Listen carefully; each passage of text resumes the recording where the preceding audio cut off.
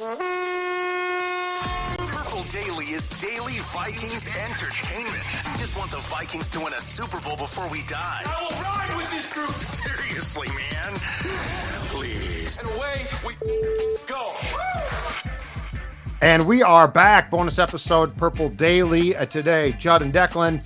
Phil on assignment at a conference in Washington, D.C., the nation's capital, right as we record this, I believe, on his way to or at the Nats game. So he is having a great time. I am just back from training camp practice.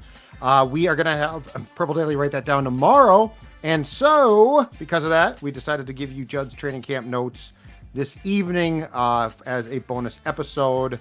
Plenty to talk about, including a press conference. I would say ordinarily the Brian Flores press conference, not interesting today. It was, and we'll talk about that. But first, let's talk about our friends at Quick Trip, because Quick Trip, been talking about this for a while now. You talk about convenience, you talk about service, you talk about making your life as simple as possible. Quick Trip, where else can you go to fill up on gas and then go inside if you want? And you can get not just a snack. Yes, you can get snacks there. You can get pop there. That's fine. But as you can see, if you are watching this right now, breakfast, lunch, and dinner, a cup of the great Karuba coffee, everything that you could possibly want. And you could be like Declan, and you could put the app on your phone, and then, Dex, you drive up there. Let's say you pump the gas. Somebody comes out, and the shopping is done, correct? Yeah, and you get the quick rewards, too. You get bonus things. I'll go up there. Like, hey, you got a free donut.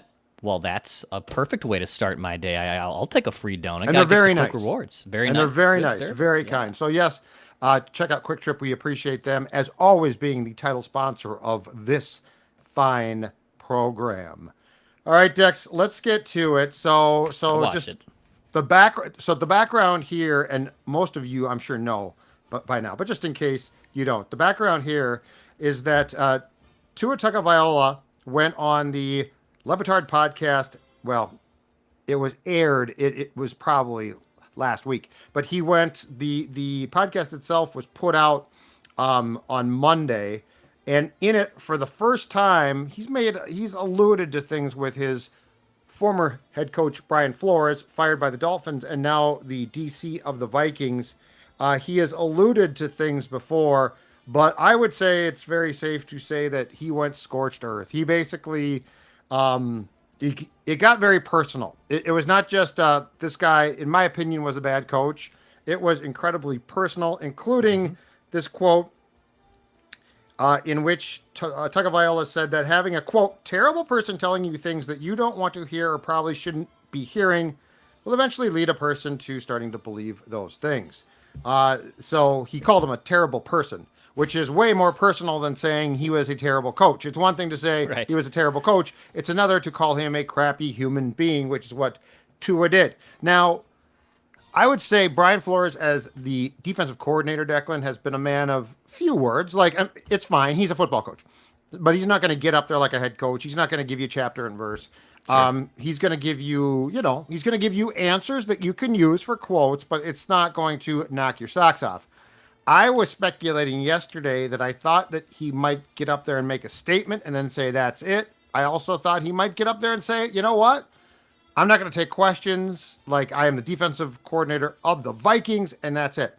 Instead, and I thought this was very smart, he started the press conference by talking about the team, the Vikings defense. He transitioned into what amounted to a statement about what Tua said, and then he took a ton of questions. Yep. He eventually tried to say, I'd like to focus on my team now. I know. But he fielded them all.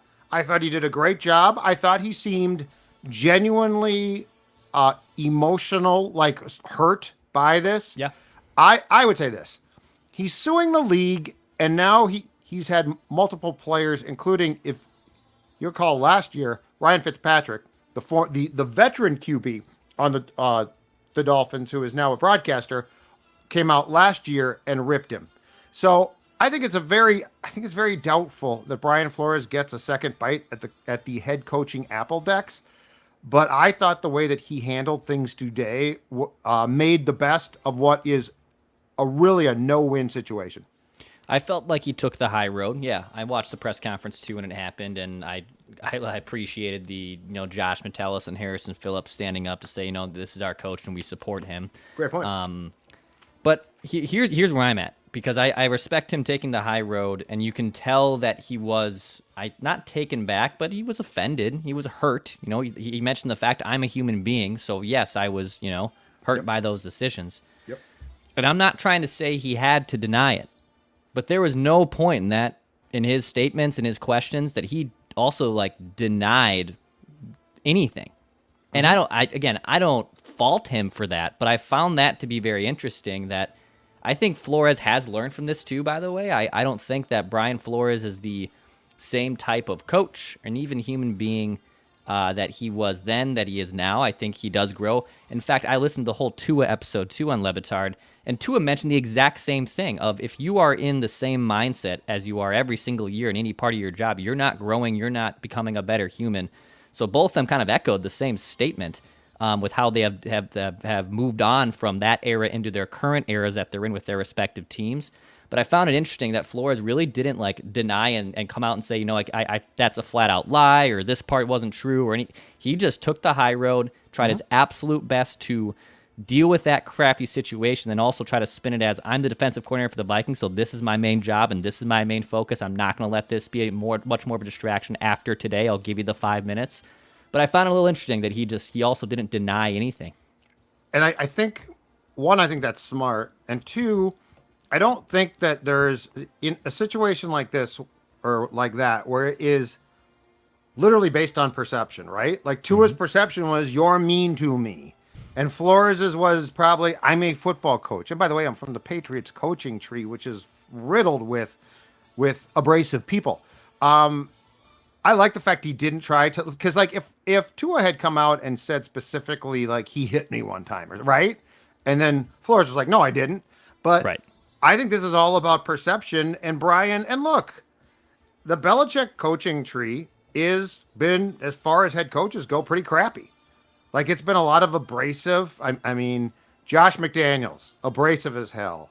And an idiot. I consider way more abrasive than Flores is. Charlie Weiss came off as abrasive. Yeah. You look at the coaching tree, Bill O'Brien is a football gum, tobacco chewing, gum spitting football guy. So the coaching tree is largely a Belichickian, just sort of robotic going about their jobs and probably being jerks. But you know what, too? And I said this to Phil yesterday when we talked about the same thing. If Brian Flores is at his best as a coordinator, that's fine. Right. And look, I highly doubt that he is going to get another job now. He's had enough players rip him. He's suing the league for discrimination, and I do think what he's doing might help more black coaches. I don't know what's going to help him though, if that makes sense. I do think the discrimination suit against the league forces the league to examine it, and I mean that's a whole different discussion, because there's no question that there has been undertones of racism in the league at times, right? But as far as Brian goes, he might just be the DC here for 5 years, and guess what?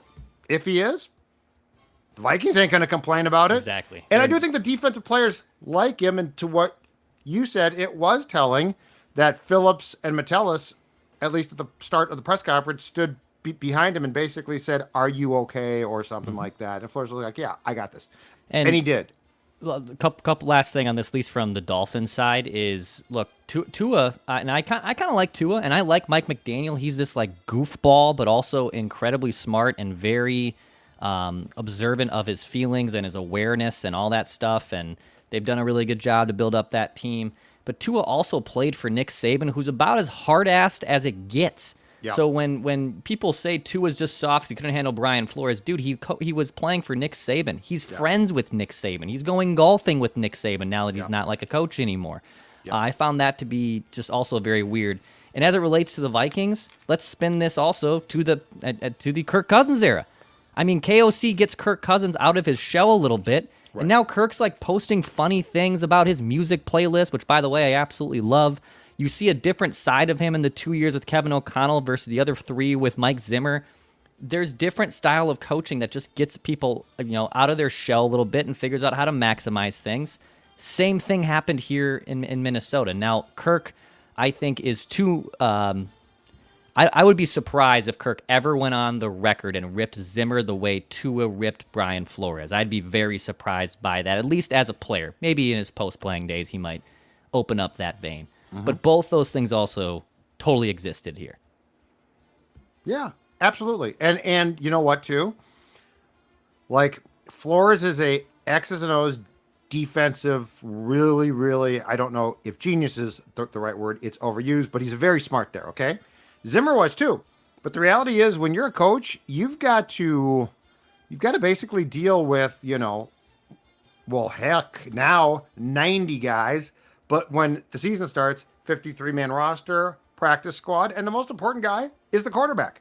Like, you can't rub him the wrong way or unless he stinks, or else you're going to be in trouble. So, yeah, I think that this is I like the fact, though, that I thought Flores did as good a job, and I didn't know if he would. I thought he did as good a job as possible. So let's go on to today's highlights, because I got Judd's camp notes here. Let's see, 3 pages of Judd's camp notes. 3 pages. Oh, Vinny's excited for the camp. Vinster, who's a good boy. Hi, Vinster. Where is he? Let's see him. He's down. Mom just came home from an errand. He's hungry, and he hears the garage door and the door. I just fed Stella. Yeah. By the way, quickly, Judd's camp notes. Today. So 2 weeks ago, I walk out of my house to go to training camp practice. I'm in SLP. They're in Egan. And my back window on the driver's side is broken. They couldn't fix it until Saturday. Right. So I was literally going out there with windows down and then putting like a towel. So it finally got fixed. So today, Camp Notes leaves the house. I start driving down the street, and I'm like, something doesn't feel right on my balance, right? My wheels. Look at my gauge. The PSI is down to 1. Right side passenger rear tire, essentially close to being flat. I got to drive to a gas station, but here's where it gets good. So do I give up? Do I say, well, you know what? This is just too much. I'm going to get it fixed and go home. No. I have the people at the station put the tire on, spare tire on, because yes, I don't know how to do that. Then I drive on a spare tire, which you're not supposed to do, I don't think. Not like on freeways. Yeah. Well, I got 494, baby. Right. I get out there, and they patch up my tire. I go back after practice, get it put back on, so that Judd's Camp Notes can effectively get there tomorrow, too. But that's right. I risk my life with a spare tire, this big, to get out to Egan just for you guys. So, thank you, Sportshead. We're also kind of matching today, by the way. My car both got brown, got the little mustard. I'm more of a darker mustard brown. Yeah, you got more of the lighter brown, lighter mustard. Check out the red. I might have one. Right. Okay, so let's go to the end of practice. Full pads today. Last training camp practice in full pads. Vikings practice Wednesday and Thursday as well. Off Friday, go to Philadelphia, and then play the Eagles in their preseason finale on Saturday. End of practice, 2-minute drill. Let's talk about your guy, Will Reichard. Big leg Bill. Big leg Bill. Big leg today. So the first team offense stalls out, and with 55 seconds left or so. No. I think it was 20-something. Anyway, long story short, Big Leg Bill comes on and hits a field goal of 50-plus yards. Okay? I like it. I believe the offense was down by 3, so it ties it. But nonetheless, he hits it 50-plus yards. Second team offense with Nick Mullins actually moves the ball a little bit more effectively, gets closer, but also stalls out. Big Leg Bill, 39 yards. Good. So he's 2 for 2. Then to end practice, 6 more kicks. Okay? He makes every one of them, including the last 2. Get this one. 52 yards? Oh, no. Let's go more. 58 yards to end practice. Room to spare. Look at that. He is 8 for 8 on the day. And you know what? This is what happens when you draft a kicker for a coach who doesn't hate a kicker. SEC leg, Big Leg Bill. Very impressive, though. And again, I will say this. I complained about the Daniel Carlson pick because I said, what are you doing drafting a kicker, a kid, to kick for Zimmer? Well, O'Connell, of course, is comparatively Mr. Patience, right? Right. Yep. I think this is going to work, baby. I think this is going to work. This guy's got a howitzer for a leg, and he doesn't have a jerk for a coach when it comes to kickers. Zim did a lot of things well, but when it comes to kickers, no jerk for a coach. Man, 58 yards, room to spare. I think there's something about this kid, and I keep joking about him being this kicking prodigy, but when you have done one, like, we always hear about the high school kickers who are converted, soccer players that are playing double sports, or some random guy becomes the punter, and then he starts kicking field goals. From all we know, that since this kid was like 12 years old in Alabama, right? I know he went to college in Alabama, and I think he's from Bama. Had just been going to kicking camps, which I didn't know existed, but of course they do in Alabama, because it's, even though the kickers are isolated from football, it's still football related. I love that he's like this prodigy and probably is not your classic head-spaced kicker. Maybe I'm wrong on that. We don't really know a lot but about it's a howitzer. him. But yes, he's got a big leg, and when you start doing Before I Die, make sure you give daily updates to our friend Miles Gorham, who hates talking about kickers and might even hate him more. I mean, I just don't understand kickers. It is one of the goofiest things I've seen in sports. Yeah. Oh, but definitely. bring it up to Miles, because he would love to talk kickers with you on Before I Die. Well, it is impressive, and I believe he has had, including in preseason games and training camp practices, I think he's had one bad day. I think he had two. I want to say he missed 2 or 3 kicks on the day that we were at Park Tavern for our that twin trade deadline party. I do not believe he has missed a kick outside of that day. So that is damn good. I got some more notes, including an injury update on a key player. But first, Declan, tell us about the Meadows. Well, speaking, if you're going to be drilling from 50 yards out, that's about my length when I, duff a drive for, 50 yards in front of me. That's happened numerous times. Now, that's good things for Bill or Will Reichard, but it's not great things for Dex Tweets. But I will say, regardless, they welcome all types of play at the Meadows at Mystic Lake. So whether you're, you can bomb it down the fairway, whether you're duffing a drive, it's okay. Everyone is welcome at the Meadows at Mystic Lake. As the Vikings have their first home game here in about a month's time, why don't you stop at the Meadows at Mystic Lake? You're driving up from Iowa. You're driving up from somewhere south from Minnesota. Stop at the Meadows at Mystic Lake. Tell them Purple Daily sent you. It's a great course. Book the tee time. golfthemeadows.com. All right, continuing the updates. Missing practice again for a second consecutive day. Doing work off to the side. So this is clearly a rehab situation. Josh Metellus. He also had a some type of wrap again on his leg. So if this was hockey, the update is lower body injury. Yes, exactly right. We don't know yet. Serious question on Metellus, who must have gotten hurt in the joint practices against Cleveland last week. Serious question here, I think, is is he and Jordan Addison a lock for the Giants game? Because I think they'll be on the injury report for sure. Metellus looks okay. I'm more concerned about Jordan. Sure. Because that's an ankle. And like Doogie basically said on the Scoops today that it wouldn't be incorrect to speculate it might be a high ankle, which really would scare me. Yep. But I would say don't be surprised. I do think he'll play against the Giants. Don't be surprised, though, if the week 1 injury report includes Josh Metellus. So now you're asking the question of Sports Dad, well, who was playing the Josh Metellus multi-dimensional safety role in practice without him? Not Lewisine. Lewisine still with the third team. He's going to play a ton on Saturday. God bless him. They're going to trade him if they possibly can. Theo Jackson is. Okay. So and I know that game against the Raiders, you didn't like some things out there, folks. I get that. But I'm telling you, he's had a great training camp. They trust him. So Theo Jackson, who is such a lock to make the roster and be a contributing factor, that he didn't play against the Browns, so he ain't going to play on Saturday in Philadelphia.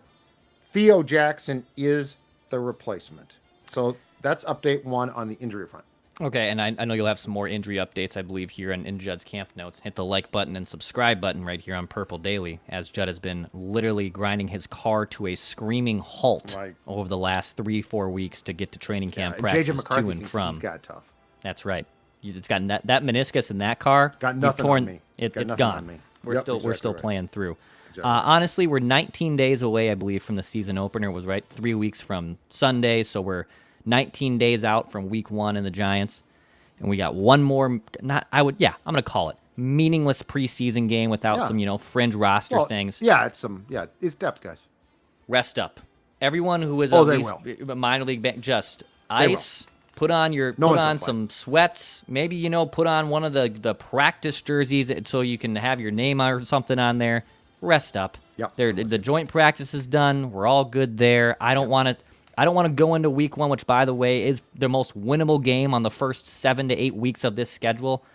I want Josh Metellus out there. I would like Jordan Addison to be out there. I know that's might be more of a slimmer chance. Everyone who's banged up, let's rest them up. Yes. Saturday's game is going to be about a couple of things. One, it's going to be, again, Lewis Cine Day. It's going to play an absolute boatload. Played every defensive snap and I think 13 special team snaps against the Browns. I wouldn't be surprised if they play him the entire game. Again, the other thing is there are some depth roster spot competitions that will play out there. So the only real starter that played in the Cleveland game was Ed Ingram at right guard, who, by the way, is in no jeopardy. His job is not in jeopardy. They wanted to get him reps, and we can certainly discuss that if you want. But anyway, I would not expect to see him. They are going to play all depth guys, and I think there's some bottom of the roster decisions, as there always are, Dex. The other one, okay, so here's another one that's interesting. And I talked about this yesterday a little bit, but Dan Feeny, who is a backup center and guard, got rolled up on, I think, before the Cleveland joint practices. And so that has led to Michael Juergens, the late round draft pick in April, being the second team center. Going to tell you right now, Michael Juergens ain't ready for that role. Oh, okay. I think he's going to be cut. I think he's a practice squad guy.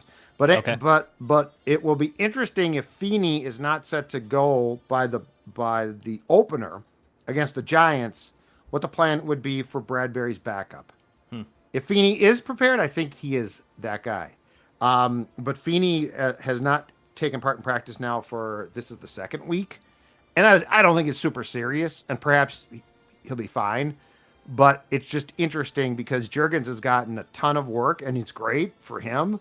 But there have been enough instances where he literally is being pushed around. And I mean, it's tough. I'm not even blaming him. He's a late round draft pick. That I think I had him in 3.0 making the roster. I am going to rescind that. And by the way, 4.0 comes out. We're going to do it on Sunday morning after the game on Saturday. So, but there's some changes going on here. Because this will be the first time I projected the roster with Stephon Gilmore having signed. So a little bit of the fear at cornerback is certainly gone.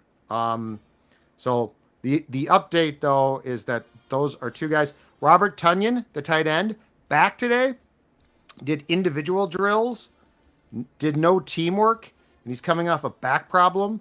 He might start the season on a restricted list of sorts. Sure. Because if he's hurt, you can't cut him without a settlement. But that being said, I don't like his chances to be on the active roster against the Giants, Dex. Yeah, that we had a lot of more high hopes for him than I think we probably thought, and I did. Maybe Nick Muse is just a lot better than what we thought too. He is. Didn't practice today. Have no idea what's wrong. Yeah. Okay. But yes, Nick Muse can catch passes. And we've joked about it for a long time. I mean, Johnny Munt's been the go-to pass-catching tight end in training camp. So, I mean, I don't know. But the Tonyan thing just scares me because he is a veteran with a bad back. He plays a position at which there's not a lot of great places to play in football with a bad back. So, as far as the cornerbacks go today, I saw Shaq Griffin with Stephon Gilmore. Okay. Murphy playing inside at times. Murphy at times playing outside. I think they're doing a lot of mixing and matching. I also think that, let's see here, Fabian Moreau still very much vying for a roster spot. I think he's going to get one. The real question is your guy, because they like him. And he had a pick on Saturday. He's made plays. Dwight McGlothern. Yeah. He's the real question to me, because he might have played himself into justifying a spot on the 53. And yes, if you do believe that the Vikings seem to have more contributors as UDFAs than draft picks at times, you're not wrong. We've all talked about the same thing. Dude, we talked a lot about Dwight McGlothern on Purple Daily on Draft, and the more run he gets, yes, step one for him is to make the 53. I mean, Judd, it feels like he's not even just going to be making the 53 potentially. Like, he might be fighting for playing time. Like, he might be pushing. He might be making. He might be forcing the hand not to just make the roster, but to have him out there, which is crazy impressive to me. Here's my question, and this will play out. First of all, guys would have to get hurt for him to play probably. But that being said, Shaq Griffin just missed almost the entire training camp. So like with a hamstring, and he's 29. My McGlothern question is this, and of course this can only be answered by actual playing time for guys. Do they see him as close to, or have they started to take a liking to him more than a Caleb Evans, who's played a ton, but I'm not convinced they love? Right. So, like, could Dwight McGlothern and I think both guys, I don't think Caleb's in jeopardy of being cut, and McGlothern is probably a bubble guy who could make the team. But at the end of the day, if they keep them both, I'd love to see the internal, not the one that we see, depth chart. Because I'm not quite sure that Brian Flores doesn't actually like McGlothern in some ways more than he does Evans, despite the fact that the latter's a draft pick, Dex. Right, and is McGlothern lining up more outside? Is he inside? No, he's outside. Outside? Okay, an outside corner. Very few guys. I mean, Murphy inside a lot. Right. Duke Shelley inside a lot, but I don't think he makes the team. Right. Yeah, I think this guy's could be an absolute stud for them. And yes, the UDFA fines end up, for whatever reason, being more impactful than the draft fines. That's a different conversation. But weird. He's this lengthy, athletic corner that continues to show up. And look, Stephon Gilmore and Shaq Griffin, our best days are definitely behind them. They're up there in age. It's nearly impossible to play elite level cornerback play for 17 games in the NFL, and you're gonna need as many guys as possible. But man, I think it's not just Dwight McGlothern making the 53, in my opinion. I think it's how much playing time will Dwight McGlothern actually get, because it feels like he's forcing their hand. Yeah, he has played really well, and he feels like he's a very headsy, to use a cliche, smart player. And in the defensive backfield, that is what Flores wants. He wants guys that are athletes, but you got to be really smart. Like if you look at the secondary, right, and it's why he likes veterans more. But I mean, again, if Tua hates Flores, Metellus probably loves him as much as Tua hates him. Because he took Metellus, a 6th-round pick, who was a special teams, worked his ass off, but turns out to be a brilliant player, and literally has breathed life into his career. Like, he's become I mean, my God, his next contract, provided he stays healthy, he's going to get paid. I mean, this guy is multi-positional. And so that is the secondary update. Let's do a receiver one quickly here, okay? Yeah. So I contend they're going to keep 6 receivers. And I think the receiver room, I'm not saying it's great, but if it's Jefferson, Addison, Naylor, health provided, Powell, I don't hate it. Like, one, you got potentially the best receiver in the entire league. Addison's damn good. I contend that healthy, he is a number 1 on a lot of teams. And then Naylor's been, great in camp and has the speed to be, I think, an effective 3. Problem is today, without Jordan out there, if you are facing the Giants with this, it scares me a bit. Jefferson, Naylor has bumped up to the 2, Powell as the 3. Yeah. An invitation for 87 guys from the Giants to all go and cover Justin Jefferson. Yeah. So, like, that's the seismic dip here is, okay, if it's Addison and Jefferson and Naylor or Powell, okay, you got to pick your poison between Jefferson and Jordan. You probably pick Jefferson. Jordan can beat you. Sam Darnold, certainly not the best QB in the entire world. But, Dex, if it is Jefferson, Naylor, and Powell, I'm not saying they're screwed completely, but I feel very differently about that. And this is where not having T.J. Hawkinson, for the first month plus of the season, right. That's a buzzkill. You take away Jordan Addison, okay, now we're getting barren of options here, and basically it's Justin Jefferson and hoping to God that Aaron Jones has established a running game, because if at that point, let's say that is the personnel that's out there in Week 1, the one that you just laid out, and the Vikings can't run the football. That's gonna be an ugly football game, man. That's gonna be a 13-10 dogfight. Bet the under on that whatever that spread is. Yep.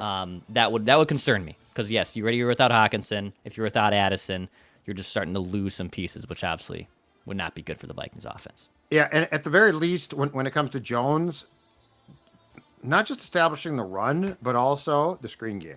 Yeah, he can operate in the screen. You've pass. got to have a screen game now. Mm-hmm. Like with a guy like that who does, today on the, by the way, debut episode of Purple Daily, Meat and Potatoes, in which Tyler Fornes just breaks down football. It was a festival of football talk. He put it really well on Jones. He said, Aaron Jones is not a star in any one place, but he does everything well. He can catch the ball, he can block, he can run. And so that's short, especially minus Hawkinson, and more so if Addison can't play in the opener, you've got to have a short type of screen game. You've got to have that, which the Vikings for 2 years now with Kevin have struggled with. Last thing for you, my good man. Okay. Sam Darnold update. Okay, Sammy boy. It's a roller coaster. I'm not going to lie to you. Your guys' is a skyscraper metaphor of what are you going to get, the variance in terms of performance. And I don't think it's a homer take. It's very true. Are you going to get the Sam Darnold that we know, or is there an elevated Sam Darnold resurgence here? Man, it's going to be – this is here's interesting. Here's the problem. So he got picked off by Byron Murphy Jr. on the last play of practice yesterday on a screen pass. Really shouldn't happen. Really a big problem because it's probably a touchdown. Today – Bradbury, I think it was Garrett, missed a block or he got beat, and Darnold, so he's got pressure, and he decides to unload the football, and he does so right into the breadbasket of Harrison Smith. He's a veteran, man. It can't happen. Like, I know you're going to have pressure. Dirt the ball, take the sack. As the football folks say, live to fight another down. That was the definition of not. Now he comes back. And this is where we go on the roller coaster. Over the middle pass in stride, and we've seen this working more and more to Justin Jefferson, probably about a 15 to 18-yard throw. Big gain. Beautiful play. Type of crossing route that O'Connell loves to run. And then hits Munt. Same type of pass play. Great pass. Nails. Like right on the money. Good arm. Placement's perfect. So you tell me, it feels like when he gets pressure at times, he makes dumb decisions. Like I don't think there's a lack of arm talent here. I don't think that's what we're talking about. Like we're literally talking about your ability to make decisions, your thinking process. Yeah. And if you're under pressure, I would advise you, again, I'd prefer you didn't take a sack, but dirt the ball, throw it out of bounds. Yes. Don't just launch it. Because you have an arm that can get it there, doesn't mean you can throw it through your opponent. So that's my advice, Sam. You got 1 year to get this right. You're not going to be back next year, but you've got a chance to get a contract. And it's going to come down to, one, his ability to make decisions on the fly, Declan, and two, how much O'Connell can, honest to God, and he did this for Kirk as well, guide him. Yep. How much can you puppet him? Because I feel like if you leave Darnold to his own devices, you're signing up for a real problem. I feel like if you can sort of puppeteer them a bit, Yeah, absolutely. and you're right. Like the run game has to. You can't not have a run game now, because Sam Darnold is not as good as Kirk Cousins. But anyway, another up and down day. Phil's got a ton of faith. I'm wavering? just so. What's that? Are you wavering? No, well, yeah, I'm just so uncertain. Yeah. Like I see certain things and I'm like, oh, some of the deep balls, gorgeous. The timing with Jefferson to start camp, terrible. Okay, let's give that some time. Let's come on. Let's look good. The first drive, the only drive that he played in the opening preseason game against the Raiders, I know it stalled out in the red zone, but it was still a good drive, right? But then I see things like today, and it's like you can't, just because you have pressure doesn't mean you should try. And like that's the type of play that will kill you. A screen pass that gets picked off will kill you. Right. Like those are points you can't give up. So I don't know if I've ever been totally on board. It just feels like the experience is going to be more. I thought the experience might suck or be better than I thought. And now I'm sort of stuck in quarterback purgatory where I think it might just be a weekly, like, oh my God, he did that. Oh, he did that. No, he did that. Oh, he did that. So, well, when you're stuck in quarterback purgatory and you need to get out of that and you have to ponder all of, pun intended, ponder all of those thoughts.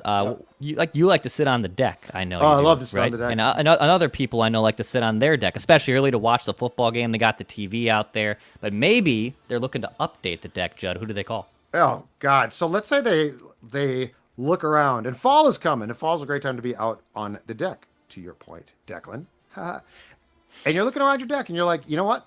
I got an ugly deck.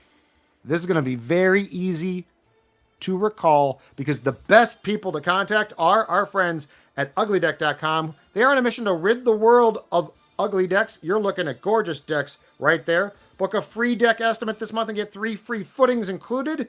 Just need a facelift for that deck. Get up to $1,000 off installation or a DIY deck package. For the DIYer, Ugly Deck can install your footings and ledger and save you from the mess and frustration on the hardest part of building a deck. Half of all Ugly Deck customers have never framed a deck before, but with a free coach and their DIY Video Academy, you can do it. If you want the top carpenters in maintenance-free decks to build your entire deck, that would be me.